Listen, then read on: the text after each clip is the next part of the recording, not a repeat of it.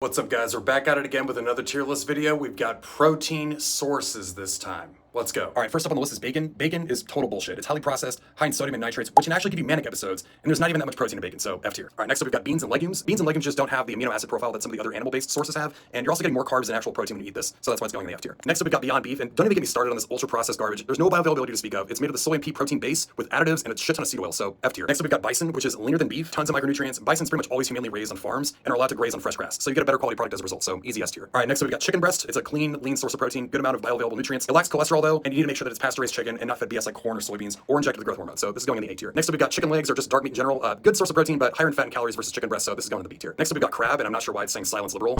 But politics aside, it's a decent protein source, nutrient rich, but it's pricey and it's not as accessible as some of the others on here. So this is going in the C tier. All right, so next up, we've got cured meats. Protein to fat ratio on this one's trash, and like bacon, it's full of nitrates, sodium, and these are ultra processed most of the time. So F tier. All right, so next up, we've got eggs, which has the perfect amino acid profile in every single micronutrient on the planet. It's S tier, no question. Just make sure you get pasture raised eggs. All right, next up, we've got egg whites, which is a strong contender here. It's pure protein, zero fat, extremely bioavailable, and it's great for cutting, but it's not as nutrient dense as whole eggs. So this is going in the A tier. All right, next up we've got 0% Greek yogurt, high in protein, probiotic benefits, easy on the gut, but cutting out the milk fat to 0% just isn't the move because you need some fat content, right? Consuming fat helps the hormone brain health, so this is landing in the B tier. All right, next up we have ground beef, which like eggs, one of the most micronutrient dense sources of protein on the planet, and there's a reason why I have it into all my clients' programs. High in cholesterol, there's really no wrong with red meat, except you need to make sure that it's coming from grass-fed cows that were raised in a more natural environment and not an overpopulated commercial farm where it was living a stressful life. S tier. All right, next up we've got ground turkey, which is a good source of protein, but it's less nutrient dense than beef, and turkeys aren't usually raised in humane environments, so the actual quality of the meat you're getting isn't that great, and it tastes super bland unless you use a bunch of salt or spice blends, so C tier. All right, next up we have nuts, which is one of those fraudulent health foods that you need to watch out for. I'm using the same argument as beans and legumes, but in the sense you're getting way more fat than protein, and nuts are often grown with the use of pesticides, so it's a total bullshit source of protein. Easy F tier. All right, next up we got pork tenderloin, which is surprisingly lean. It's decent quality protein, but it's not quite as nutrient dense as beef or game, and I strongly urge you not to look up how a pig on a commercial farm is raised.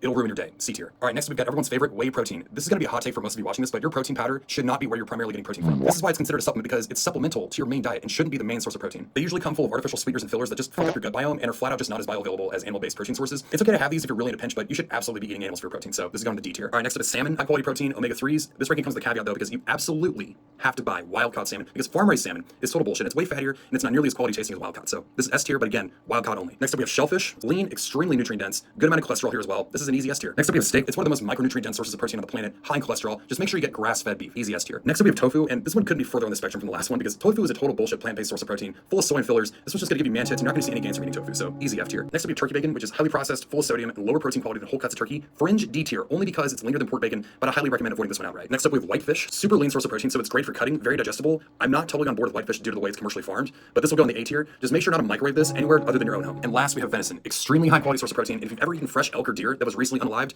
you know that this shit tastes incredible. S tier. And that was my tier list. If I made you feel any type of way about any of these sources of protein, let me know in the comments down below.